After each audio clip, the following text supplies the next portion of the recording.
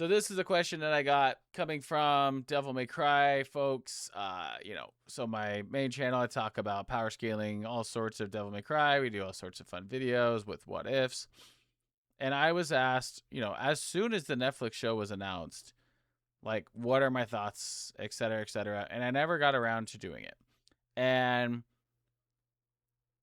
I watched it once. My wife and I watched it. She doesn't know anything about Devil May Cry, except kind of like what I talk about here and there. And I think if I'm going to do it justice, I think I need to share my way of thinking about it. So when you have these series, or that you have the ability to like do an adaptation on some popular series, like Halo, Lord of the Rings, The Witcher,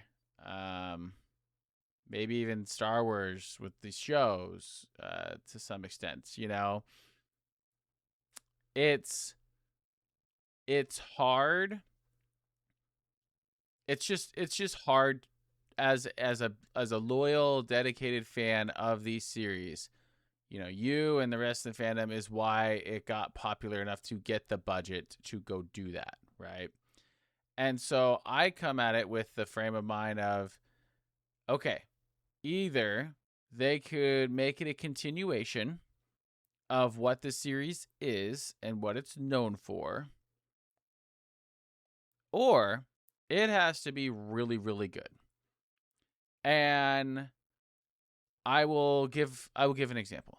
So it has to be really, really good comes from, maybe I don't know the series at all, but like I want to watch a show that takes, pieces of that type of material for me to go watch it. So I've never played or read the books of The Witcher, and I loved. I think I've only watched season 1 and 2. I think there's 3 or 4 out or something now. Anyway, I watched the first 2 seasons that are with Henry Cavill, and I understand that he very much wanted to stay strictly true to what the books and the games were, which is awesome for him. That's very cool that he was trying to go, no, like I understand this character, I understand the series, so and so wouldn't do that. Here's why, etc. That makes sense. I just personally don't know the material, so I don't know like how someone would act or wouldn't act. But the 2 seasons that I did see with him, I loved them. I'm a big fantasy nut. I love, the Lord of the Rings movies. I didn't read all the books all the way through. I read The Hobbit. That trilogy was interesting. The first movie I liked. The second 2 were just, how do I milk money? And I wasn't a fan of them so much. But and Halo I never watched. I never watched the series. I didn't want to get a streaming service to just go watch it. And I heard a bunch of mixed feedback. And I've played every Halo game, except I think Halo Wars 2, if that's considered part of it. And I own some of the books. I read like the first 3 when they came out back in the day. Anyway, diehard Halo fan. Not knowledgeable enough to go, is this true to it? And I didn't watch it, so it's hard for me to have an opinion other than just what I heard. What else? Lord of the Rings. I briefly talked about it. I liked season 1. I heard season 2 they took an interesting route with like the orcs or something and love interests, which was odd to me, and we never got around to watching it. So back to the question on Devil May Cry. The reason I mention all that is I do know the Devil May Cry lore. I do know the games. I have read all the manga or the novels or whatever, and a bunch of the descriptions, if not all of them. So I'm in the, okay, if they're not going to stay true and make it a continuation, an extension of the games and all the media I just talked about related to Devil May Cry, then it needs to be really, really good, right? That's kind of my thought, because it's either canon to the video game series and all that, or it's not. And it's a totally different thing with assets from Devil May Cry, right? And so when I watched it, I think I would say I enjoyed it as a show. I I I thought it was interesting that they did a twist for the demons to not all be evil, and there was like some soft spot, for even Lady in there, and they made Lady to hate demons like she did at the beginning of DMC 3, but then like out of nowhere, at least it felt to me, they decided to make her really care for them all of a sudden. And I understand, yes, there were some eye-opening moments. Oh, they're not all bad, right? Um Dante, I liked Dante for the most part. I liked how they showed how fast he was. I liked how they showed how powerful he was. I did think it was interesting in a couple of the exchanges between Lady and him where like she got the better of him a couple times. Where like in the third game, when they first meet, she shoots him in the head and he was kind of just not expecting it. And then next time he's ready and he catches the bullet with his teeth. Right? That's kind of like you got lucky, right? He didn't think of you as a threat. And so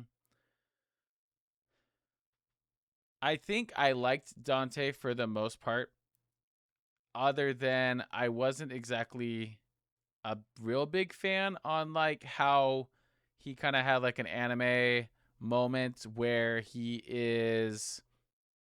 gets really upset and then his devil trigger happens. Where at least in the game, when he gets impaled by his own sword, that is like the bread and butter of like how he unlocks it, and then he's able to control it later, but then that also like connects into his Sin Devil trigger right after. Not right after, a couple games after. But you see what I mean? Like there's a logical reason. And I did get excited when they had Virgil for a second with that demon that can go make himself look like someone else.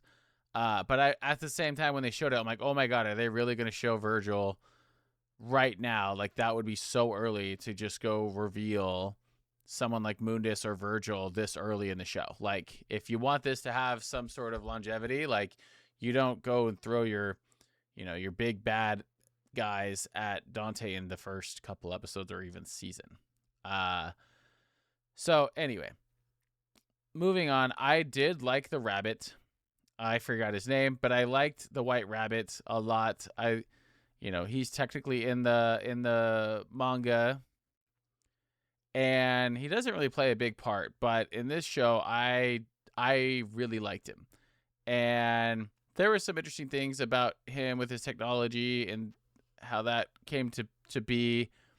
But for the most part, I liked him. I liked the voice actor. He was like the main glue for me for that to finish the show. And then who else we got? Then there's Lady. Everyone has said it. I could have done way less with her just cussing all the time.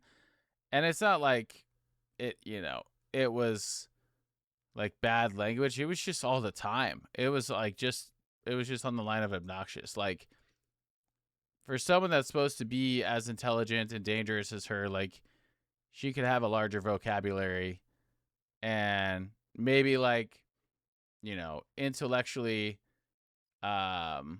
belittle Dante in a way that he would understand. And there could be some comedy there instead of just constantly, F-bomb this, F-bomb that. I don't know. It was very odd. I liked Lady. I didn't exactly like that part of her. But again, no one did. It's not like that's a hot take or anything crazy. And then the vice president and the president thing, that was kind of weird. I could see it being a thing, big bad government wants things, they're greedy, give me this, etc., etc. And then when they had, who was it? It was Cavalier and then Agni and Rudra. And I'm missing someone. Maybe it was Echidna. I'm sure there was another demon. And how they were all just together. anybody that thinks that the Netflix show is connected at all to the video game continuity or, anything else that I've gone over, that should show you right there it's not. Like, no matter how much you want it to be, it ain't. All those demons are from different games and die at different times. There's no way they're all three going to be together. Cavalier comes from yours and with Trish, right? For one. Anyway, I would give Devil May Cry as a show, not as like a powerful adaptation that I would be like, oh yes, they stayed true to the material of Devil May Cry. I think I would give it a 7 out of 10.